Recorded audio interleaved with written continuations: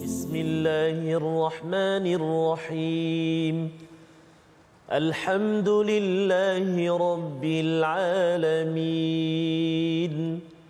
الرحمن الرحيم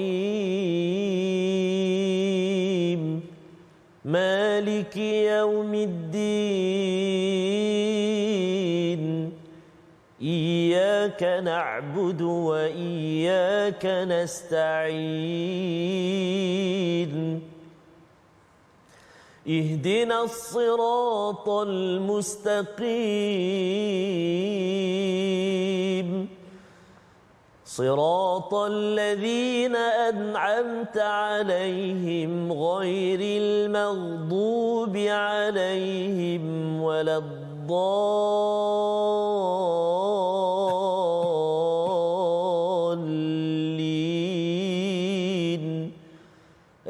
آمين صدق الله العظيم. Alhamdulillahirabbil alamin wassalatu wassalamu ala asyrafil anbiya'i wal mursalin sayyidina Muhammadin wa ala alihi wa ashabihi ajma'in amma ba'd. Assalamualaikum warahmatullahi wabarakatuh. Apa khabar tuan-puan, ibu ayah, para sahabat Al-Quran, para penonton yang hadir ataupun yang menyaksikan kita pada hari ini.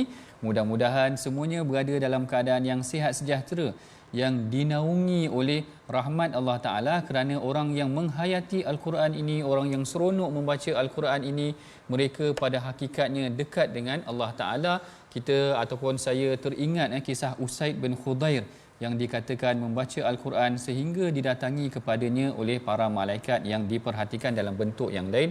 Jadi mudah-mudahan pengajian kita pada hari ini dibimbingi ataupun dinaungi oleh para malaikat ataupun dilimpahkan rahmat daripada Allah Subhanahu Wa Taala. Baik, seperti biasa kita mulakan dengan doa ringkas kita pada hari ini. Subhanaka la ilma lana illa ma 'allamtana innaka antal alimul hakim. Rabbi zidni ilma. Mudah-mudahan Allah Ta'ala menambah lagi ilmu pengetahuan kita pada hari ini dengan pengajian dan tadabbur kita terhadap ayat Al-Quran. Hari ini bersama dengan kita tokoh yang tidak asing lagi, tokoh qari kita, iaitu Ustaz Tarmizi Abdul Rahman. Apa khabar Ustaz? Alhamdulillah Al-Fadhil Prof. Masya-Allah. Yang tak lekang senyumannya. Allah Allah. Terus kata menggembirakan hati-hati kami semua. Subhanallah. Masya-Allah. Jazakumullah khairal jazak. Allah barik fikum.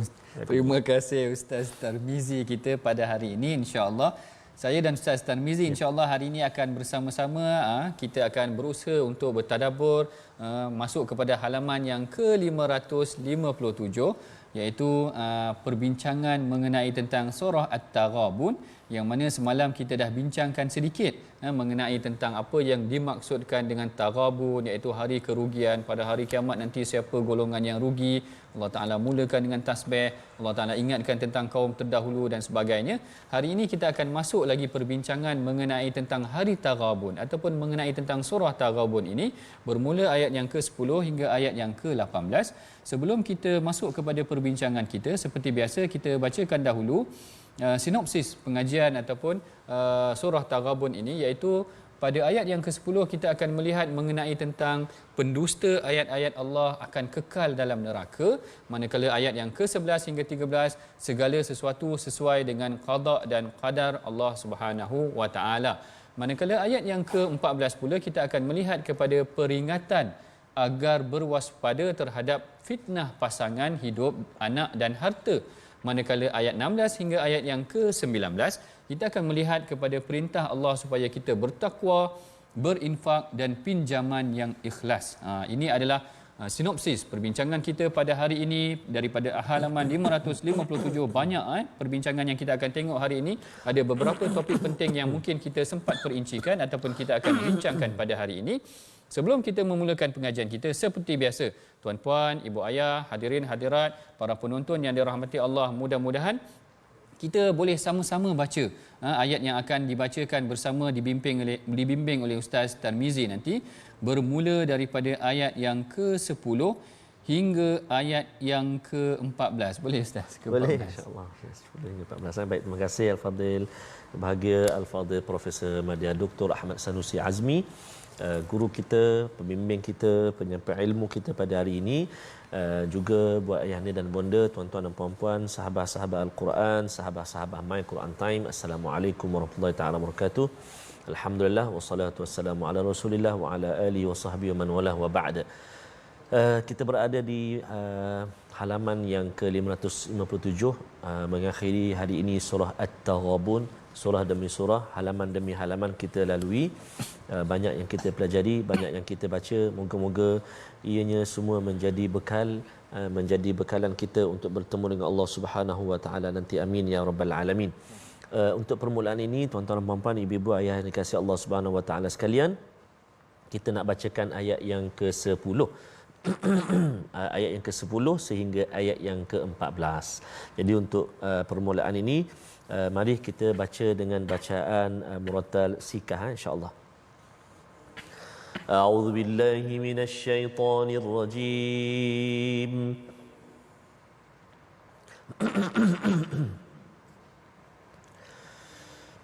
والذين كفروا وكذبوا بآياتنا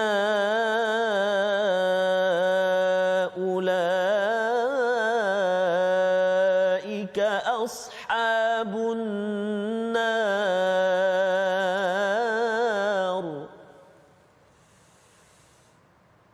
أولئك أصحاب النار خالدين فيها وبئس المصير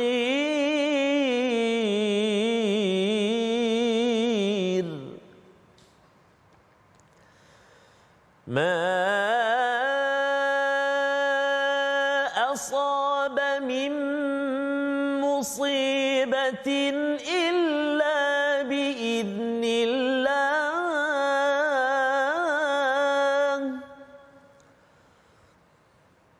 ومن يؤمن بالله يهد قلبه والله بكل شيء عليم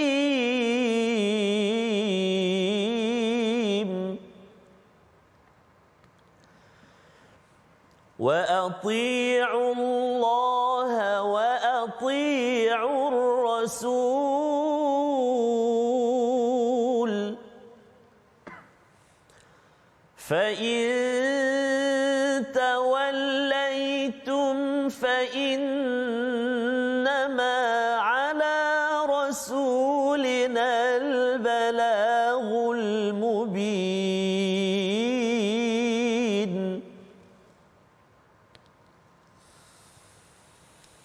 الله لا إله إلا هو وعلى الله فليتوكل المؤمنون يا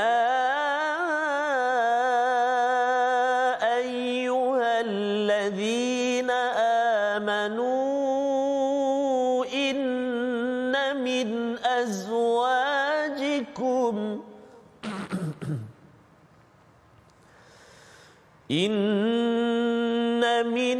أزواجكم وأولادكم عدوا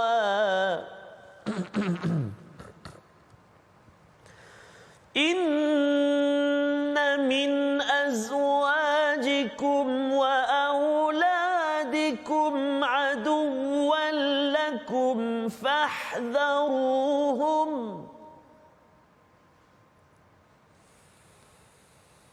وإن تعفوا وتصفحوا وتغفروا فإن الله غفور رحيم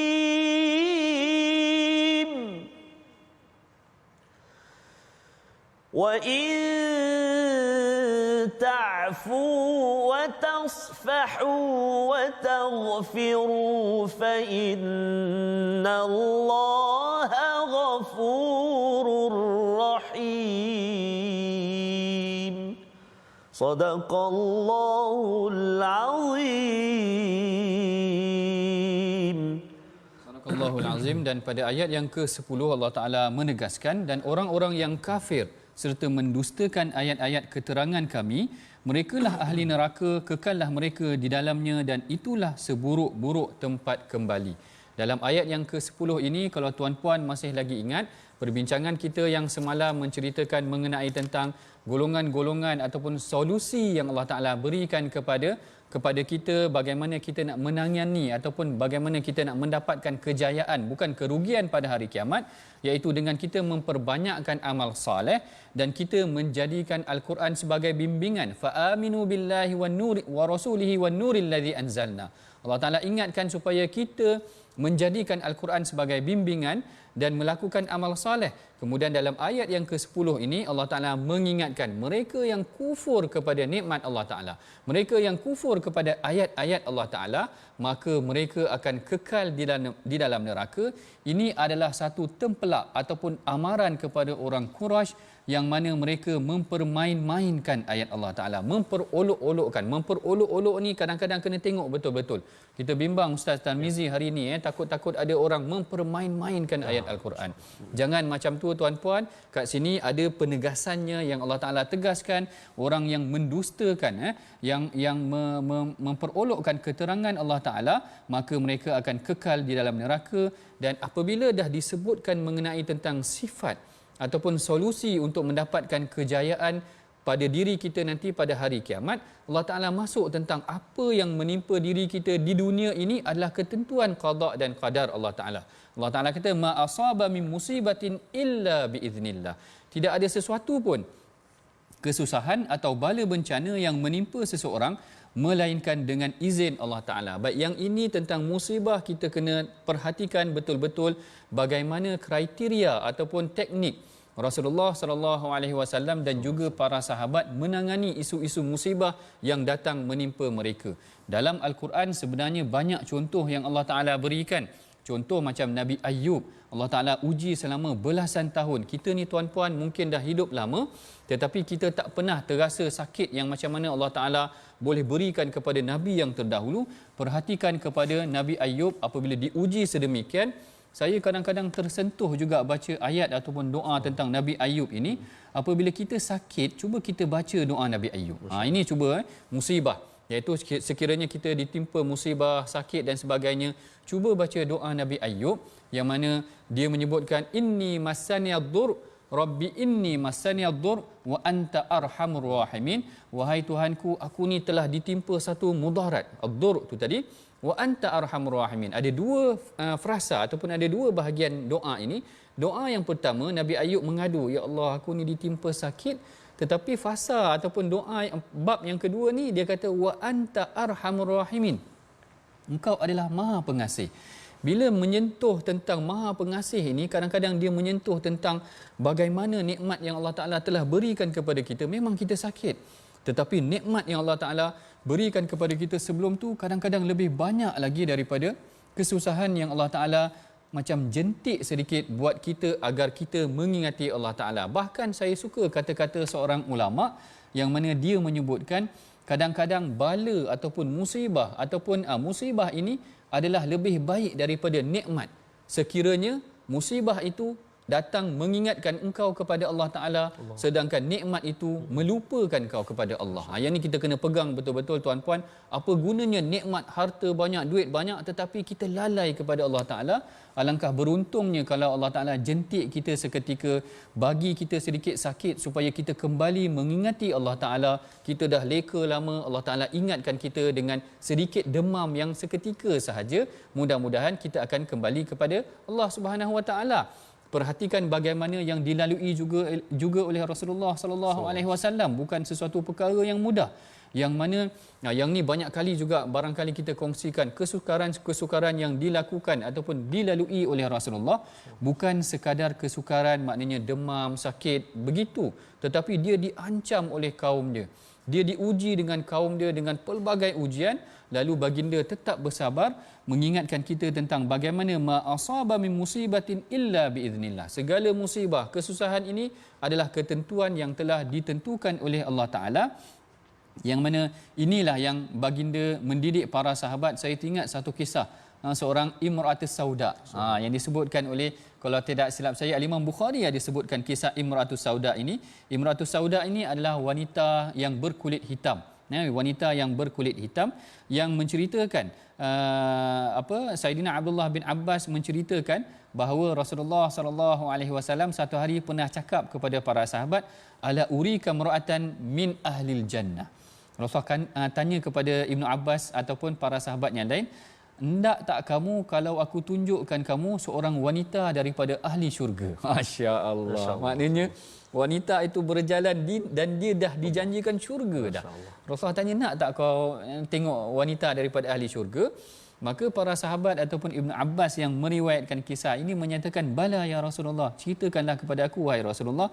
Qala, maka Rasulullah pun kata, hadhihi imra'atus sauda atat Nabi sallallahu alaihi wasallam faqalat inni usra.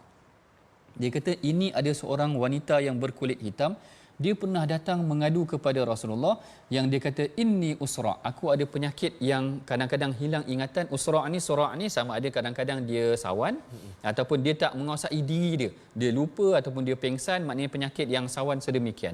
Lalu dia mengadu kepada Rasulullah, wahai Rasulullah, aku ingin mohon doa kepada engkau, boleh tak engkau doakan kepada aku agar Allah Ta'ala angkat penyakit aku ni, musibah yang datang kepada aku ni, angkatlah dia. Lalu fad'ullah li, doakanlah supaya Allah Ta'ala angkat penyakit ni. Lalu Rasulullah kata kepada dia, in syi'ti sabarti walakil jannah wa in syi'ti da'autullah an yu'afika. Rasulullah kata, kalau engkau nak, aku boleh doakan engkau akan dapat kesembuhan, tetapi sekiranya engkau sabar, engkau akan dapat syurga. Lalu wanita tersebut memilih untuk sabar dan dia dikurniakan syurga, maknanya atas janji Rasulullah sallallahu alaihi wasallam. Perhatikan tuan-puan, sabar kita menjamin kita ke arah ke syurga nanti. Begitu juga kalau kita tengok macam-macam kisah yang lain. Kisah Abu Talha. Abu Talha ni dia ada seorang anak yang sakit. Lalu anak tersebut ketika mana Abu Talha keluar meninggalkan rumah, anak dia meninggal. Isterinya Ummu Sulaim tak cerita anak dia meninggal. Isteri dia tak bagi tahu, isteri dia uruskan semua. Bila Abu Talha balik, isterinya uruskan rumah, sampailah Abu Talha dah relax sikit, pada keesokan harinya barulah dia bagi tahu bahawa anaknya ataupun anak mereka telah meninggal. Lalu Rasulullah memuji sikap mereka ni kerana tenang menghadapi musibah. Ini yang cantiknya dalam ayat yang ke-11 ini, ma asaba min musibatin illa biiznillah. Segala musibah ini adalah dengan izin Allah. Wa man yu'min billah yahdi qalbah. Ini pairing dia, ini dia punya pasangan dia. Allah Taala kata semua yang musibah ini yang menimpa kamu adalah daripada izin, dengan izin Allah Taala. Siapa yang beriman kepada Allah Taala, Allah Taala akan memberikan hidayah dalam hatinya. Tengok tu, dengan keimanan kita, sebenarnya kalau kita perhatikan kisah-kisah para sahabat, para nabi itu tadi, yang membimbing mereka atas kesabaran tersebut adalah keimanan mereka. Mereka yakin musibah ini adalah ketukan ataupun jentikan, bisikan daripada Allah Ta'ala agar kita kembali kepada Allah Ta'ala. Lalu Allah Ta'ala kata, وَمَنْ يُؤْمِنْ بِاللَّهِ يَهْدِ قَلْبَهُ وَاللَّهُ بِكُلِّ شَيْءٍ عَلِيمٌ. Dan sesiapa yang beriman kepada Allah, Allah akan memimpin hatinya. Kita dalam keadaan musibah ni kadang-kadang kita hilang arah, ustaz kan? Kita tak tahu nak mengadu kat siapa. Kadang-kadang yang silapnya kita mengadu pula banyak kat Facebook. Yang ni pun tak kena juga tuan-puan. Banyak mengadu kat Facebook pun tak betul juga. Mengadulah dengan Allah, bukan mengadu dalam Facebook. Kadang-kadang banyak berdoa, minta maaf tuan-puan, kadang-kadang banyak berdoa dalam Facebook, banyak berdoa dalam Twitter ke sebagainya. Berdoa dekat tikar sejadah ataupun macam itulah bahasa mudahnya. Memohonlah kepada Allah Ta'ala bimbing kita. Mudah-mudahan wa man yu'min billahi yahdi qalbah. Siapa yang beriman kepada Allah Ta'ala, Allah Ta'ala akan pimpin hatinya. Wallahu bikulli syai'in alim. Wa ati'allaha wa rasul wa ati'allaha wa ati'ar rasul. Kemudian Allah Ta'ala tegaskan di sini bahawa dengan mentaati Allah dan Rasul, perintahkan kepada kita agar mentaati Allah dan Rasul, menjadikan Rasulullah sebagai contoh. Fa in tawallaitum, kalau kamu berpaling, fa innama ala rasulinal balagul mubin, tugas Rasul itu, tugas kita hanyalah menyampaikan mengenai tentang musibah dan sebagainya. Kalau teringat saya tadi kata-kata Al-Imam Qurtubi, ya Ustaz, kata-kata Al-Imam Qurtubi ayat yang ke-11 tadi dikatakan, Al-Imam Qurtubi kata ada musibah yang berlaku dalam kalangan kaum muslimin. Jadi ada orang musyrikin ejek. Ada kalangan musyrikin ejek, dia kata, kalaulah betul kau ni beriman, Allah Ta'ala selamatkan kau, kenapa kau ditimpa kesusahan macam tu kan? Kalau betul kau beriman, patutnya Allah Ta'ala akan tolong kau. Jadi Allah Ta'ala turunkan ayat ini, memang segala musibah ini Allah Ta'ala tentukan. Tetapi yang beriman itulah tadi yang Allah Ta'ala akan bimbing hati mereka, dia menangani musibah tersebut dengan tenang. Taklah sampai terlalu stres, sampai bunuh diri dan sebagainya, kerana ini bukan yang dibimbing ataupun bukan daripada bimbingan Allah dan Rasul. Kemudian Allah Ta'ala tegaskan dalam ayat yang ke-13, Allahu la ilaha illahu. Yang ni mengangkat kepada tauhid kepada Allah Ta'ala. Segala musibah, segala kesukaran sebenarnya adalah datang daripada Allah Ta'ala. Allahu la ilaha illahu wa 'alallahi falyatawakkalul mu'minun. Yang ini adalah penegasan mengenai tentang konsep tawakal. Ke atas Allah lah kita bertawakal, segala musibah ini kita serahkan kepada Allah.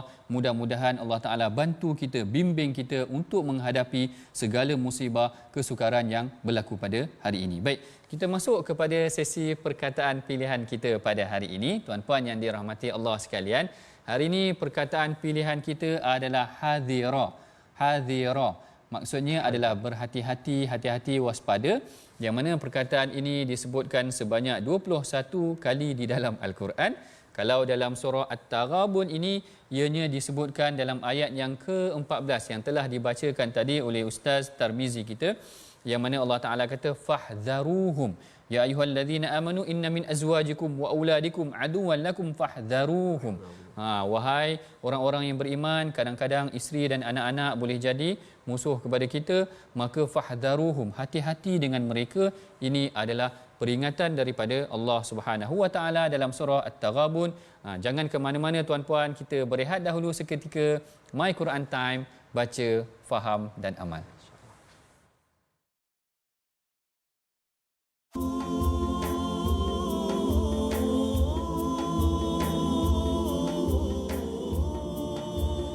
Jangan difikir derita akan berpanjangan, kelak akan membawa putus asa pada Tuhan. Ingatlah biasanya kabus tak berpanjangan, setelah kabus berlalu pasti cerah kembali.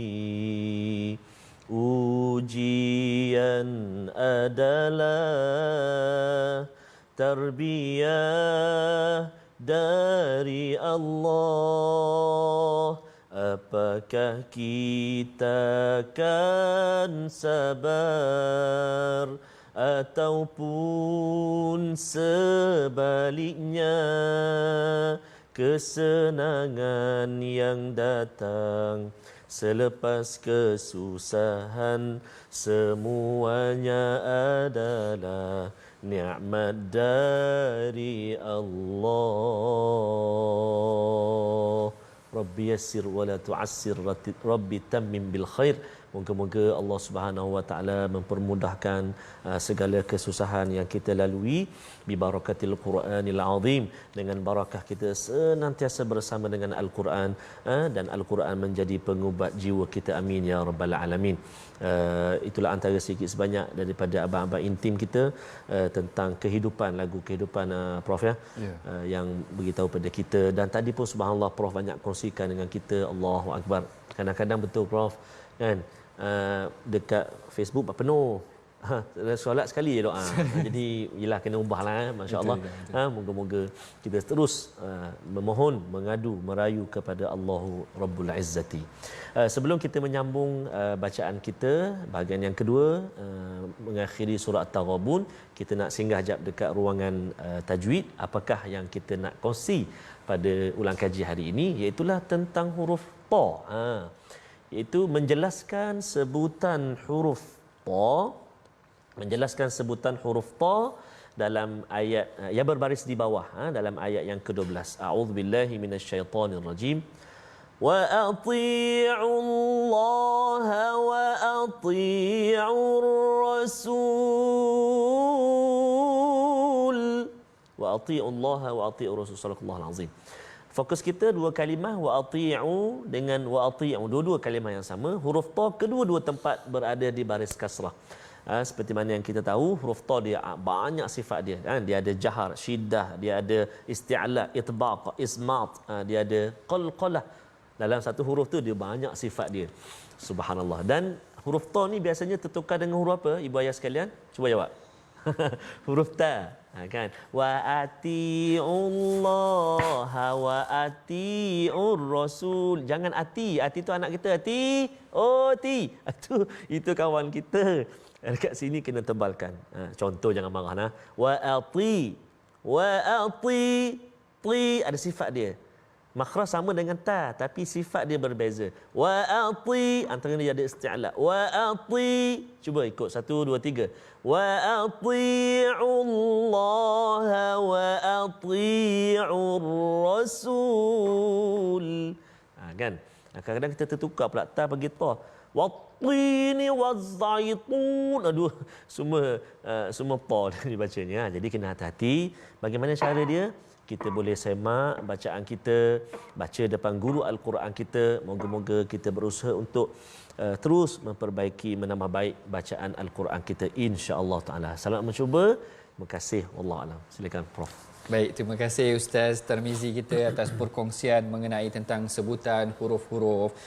Kerana macam yang selalu saya ingatkan, bagaimana sebutan huruf ini kalau tersalah kita takut larilah maknanya. Jadi penting sebenarnya untuk kita bertalaki, kita membaca ayat Al-Quran sesuai dengan makhraj huruf dan sifat-sifat huruf yang telah ditentukan. Baik. Kemudian dalam sesi yang kedua ini kita akan sambung semula daripada ayat yang ke-15 hingga ayat yang ke-18. Tapi ni ada request sikit, saya minta Ustaz Tarmizi baca daripada ayat yang ke-14 supaya kita tinjau semula. Tadi Allah Ta'ala dah ceritakan tentang musibah. Siapa yang bersabar dan beriman kepada Allah Ta'ala, Allah Ta'ala akan bimbing mereka. Dan taat kepada Allah dan Rasul dan menyerahkan segala urusan, bertawakal kepada Allah. Kali ini Allah Ta'ala berikan ada beberapa keadaan yang perlu diambil perhatian, iaitu tentang fitnah anak dan isteri dan ajakan supaya menyumbang. Jadi mari sama-sama tuan-puan kita baca ayat yang ke-14 hingga ayat yang ke-18 insya-Allah. Baik, terima kasih Al-Fadil Prof. Tuan-tuan dan puan-puan, ibu-ibu ayah sahabat Al-Quran yang dikasihi dan rahmat Allah Subhanahu Wa Taala. Moga-moga ayat demi ayat yang kita baca Allah Subhanahu Wa Taala mengurniakan syifa, penyembuh kepada kita. Antaranya sahabat kita di ruangan Facebook Puan Hamimah, kata silap saya tadi, ada berkongsi sekarang sedang menerima rawatan COVID, positif COVID, tapi bila bersama dengan Al-Quran, alhamdulillah Allah beri semangat, Allah beri kekuatan. Alhamdulillah, syukur pada Allah. Jadi kita sambung bacaan kita bermula ayat 14 Prof. Bermula ayat ke-14 sehingga ayat yang ke-18. Kita cuba seterusnya dengan Hijaz insya-Allah. A'udzubillahi minasyaitonirrajim. Ya ayyuhalladzina amanu inna min azwajikum wa auladikum aduwwa إن من أزواجكم وأولادكم عدوا لكم فاحذروهم وإن تعفوا وتصفحوا وتغفروا فإن الله غفور رحيم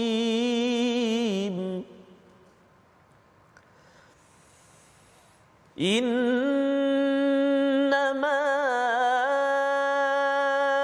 أموالكم وأولادكم فتنة wallahu 'indahu ajrun 'azim.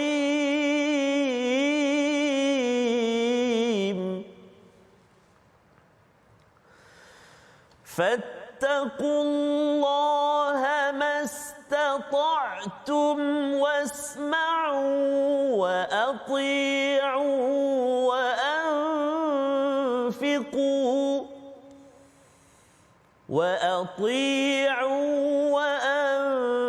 وأنفقوا خيرا لأنفسكم ومن يوق شح نفسه فأولئك هم المفلحون.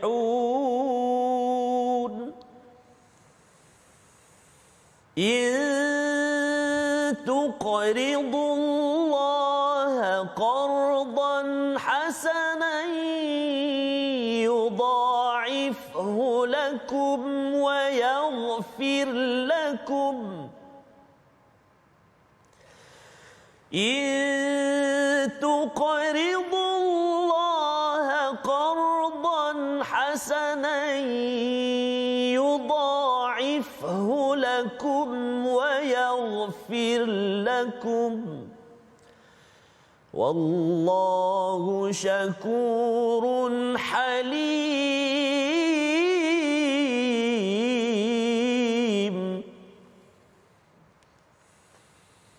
عالم الغيب والشهادة العزيز الحكيم.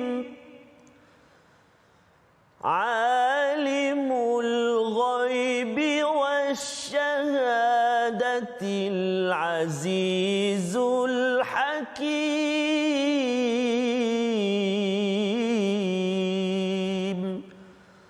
صدق الله العظيم.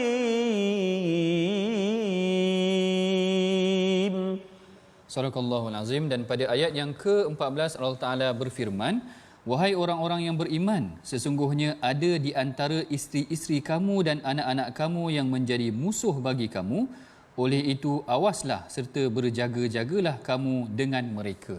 Ayat ini mengingatkan kepada kita, sebenarnya sebagai penutup daripada surah At-Taghabun, Allah Ta'ala kembali kepada kita untuk merenung ataupun kembali mengingatkan kepada kita agar kita merenung diri kita, jangan sampai ada dalam kalangan orang sekeliling kita sendiri yang menjadi penyebab untuk kita merasa kerugian At-Taghabun pada hari akhirat nanti. Kalau kita tengok dalam surah Al-Munafikun sebelum ini, Allah Ta'ala gambarkan secara live. Inilah dia sifat orang munafik dan sebagainya. Akhirnya Allah Ta'ala ingatkan kepada kita, la tulhikum amwalukum wala auladukum an dzikrillah. Allah Ta'ala dah ingatkan dalam surah Munafikun.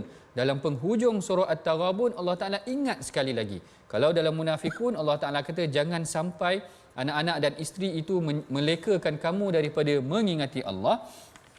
Maka dalam surah At-Taghabun, Allah Ta'ala tegaskan di sini dengan kata-kata yang agak keras saya kira, kerana Allah Ta'ala kata inna min azwajikum wa auladikum aduwwal lakum. Dia kata nanti ada sebahagian. Inna min tu maknanya litab'id, maknanya sebahagian sahaja, bukan semua anak-anak akan jadi musuh. Tetapi Allah Ta'ala cerita kat sini inna min azwajikum wa auladikum aduwwal lakum. Nanti takut-takut ada dalam kalangan isteri kamu ataupun anak-anak kamu yang akan menjadi musuh bagi kamu. Sebenarnya kenapa ataupun apa mesej yang ingin disampaikan daripada ayat ini? Sebahagian mufassir, sebagai contoh Al-Imam Baghawi, Al-Imam Baghawi ada menceritakan tentang kisah Auf bin Malik, kalau tak silap saya. Kisah Auf bin Malik ni yang dikatakan dia diajak Atha bin Yasar menceritakan yang mana Auf bin Malik Al-Ashja'i ni adalah orang yang orang kata family man. Family man kan kadang-kadang kalau kita tengok Ustaz Tarmizi ni family man lah. Orang yang suka dengan anak-anak, rapat dengan anak-anak macam tu. Auf bin Malik ni sedemikian juga dia punya keadaan. orang yang dikatakan zu ahlin wa walad. Maknanya dia ada ahli keluarga, dia ada anak-anak, dia memang family man.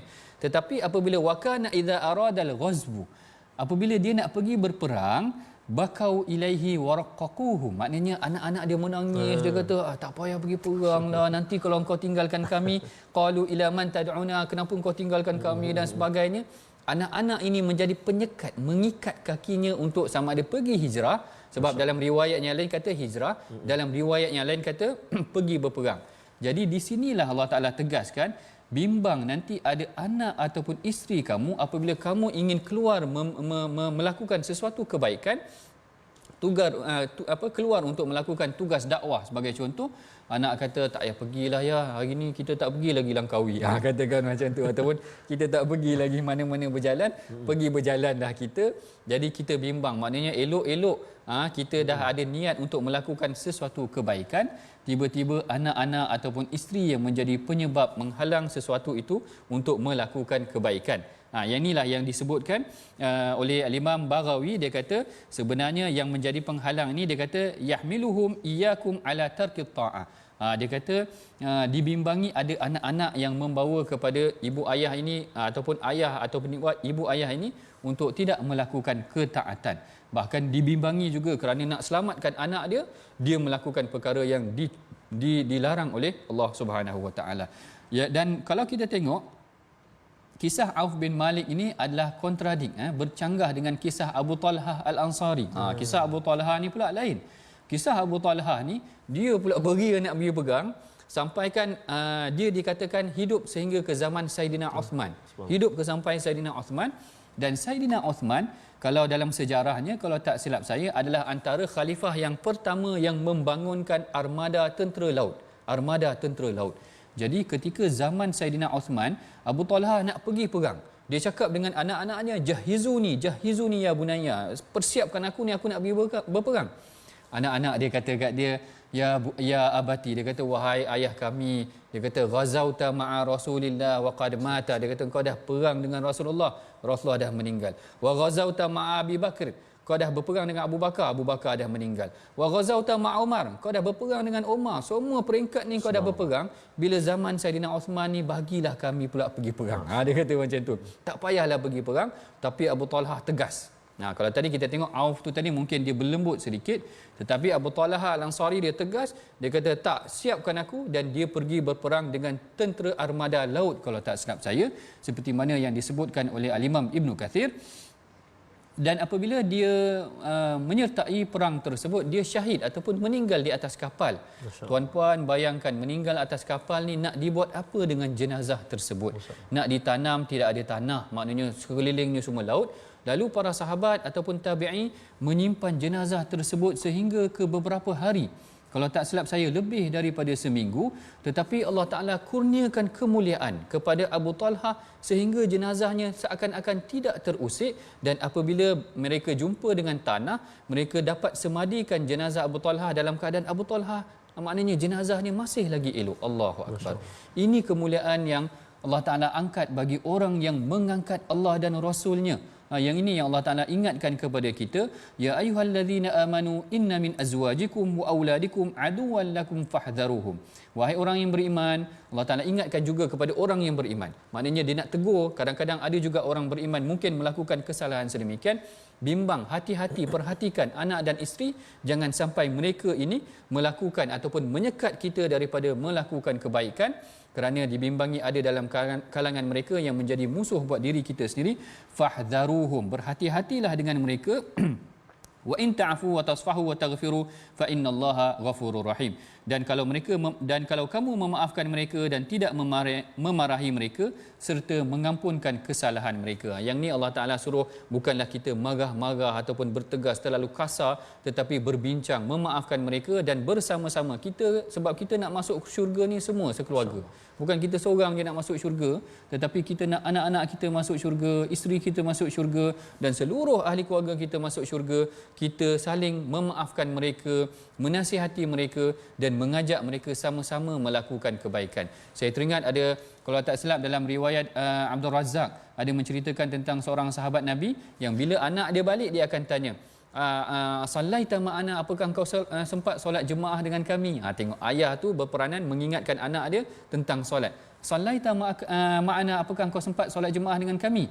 Lalu anak dia kata tak sempat. Lalu ayah dia tanya lagi sekali, sallaita ma'at takbiratul ula, apakah engkau sempat takbir yang pertama? Anak dia kata tak sempatlah takbir pertama, tapi sempatlah solat jemaah. Ayah dia kata engkau telah terlepas satu anugerah yang lebih besar daripada langit dan bumi ni, dia kata kepada anak dia. Begitu anaknya diperingatkan, kerana kita nak ahli keluarga kita semua masuk syurga, kita ajak mereka kepada kebaikan. Kemudian Allah Taala tutup surah ini. Allah Taala kata, selepas Allah Taala ingatkan, innama amwalukum wa auladukum fitnah, sesungguhnya harta benda kamu dan anak-anak kamu adalah fitnah. Allah Taala ceritakan juga, wallahu indahu ajrun azim. Di sisi Allah itu ganjarannya lebih besar. Kalau kita sekadar untuk melembutkan ataupun memujuk anak kita dengan kita menyekat daripada melakukan kebaikan, Allah Taala ingatkan bahawa ganjaran di sisi Allah adalah lebih besar. Apakah solusi yang dipersembahkan daripada ayat penghujung ini? Allah Taala kata, fattaqullaha mastata'tum. Hendaklah kamu bertakwa kepada Allah atas apa yang kamu boleh. Seboleh-bolehnya, sebaik-baiknya lakukan ketaatan yang paling tinggi. Kemudian Allah Taala kata, wasma'u, dengar perintah Allah. Hari ini kita dengar ayat-ayat Quran dibacakan, kita dengar, maknanya dengar ayat Allah ini adalah satu peringatan juga daripada Allah dan satu ibadah juga untuk kita mendapat pahala daripada Allah Taala melalui bacaan Al-Quran. Dan kita dengar bacaan Al-Quran, wa ati'u, bukan sahaja dengar, bukan sahaja baca, faham dan amal. Wa ati'u, taat kepada Allah, wa anfiqu, dan infakkan harta. Yang ni sama dengan penutup surah Munafikun. Kalau penutup surah Munafikun, Allah Taala ingatkan kepada kita jangan sampai anak dan isteri melalaikan kita. Dalam penghujung surah Taghabun, Allah Taala tak nak kita tergolong dalam golongan orang yang rugi. At-Taghabun itu rugi itu tadi. Maka Allah Taala kata, dengar perintah Allah, dengar ayat Allah, taat kepada Allah dan infakkan harta kamu.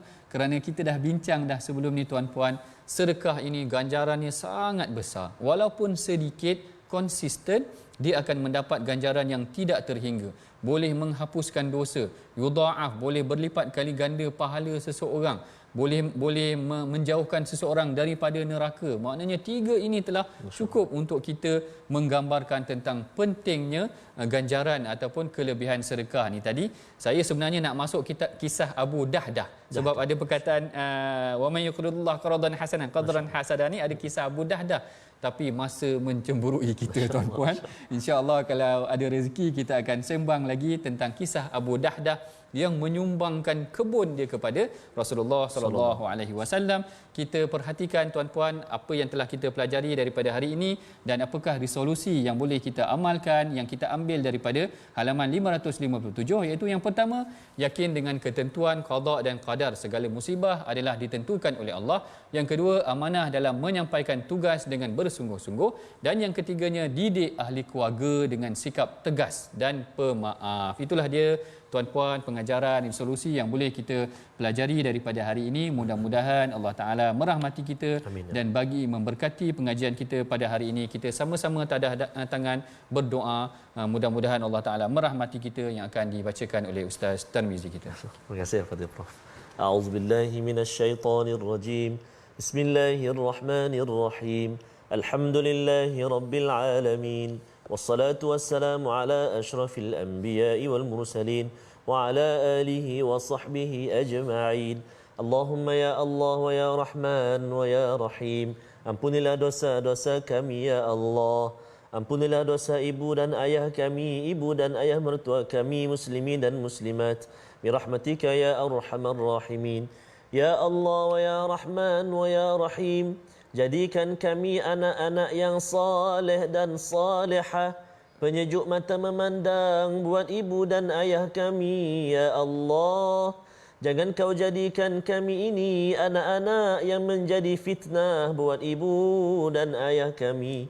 Ya Allah wa ya Rahman wa ya Rahim. Kurniakan juga kepada kami anak-anak yang salih dan salihah, anak-anak yang mentaati perintah-Mu ya Allah, menjauhi larangan-Mu ya Allah, anak-anak yang berbakti buat agama-Mu dan juga buat kami ibu dan ayah ya Arhamar Rahimin.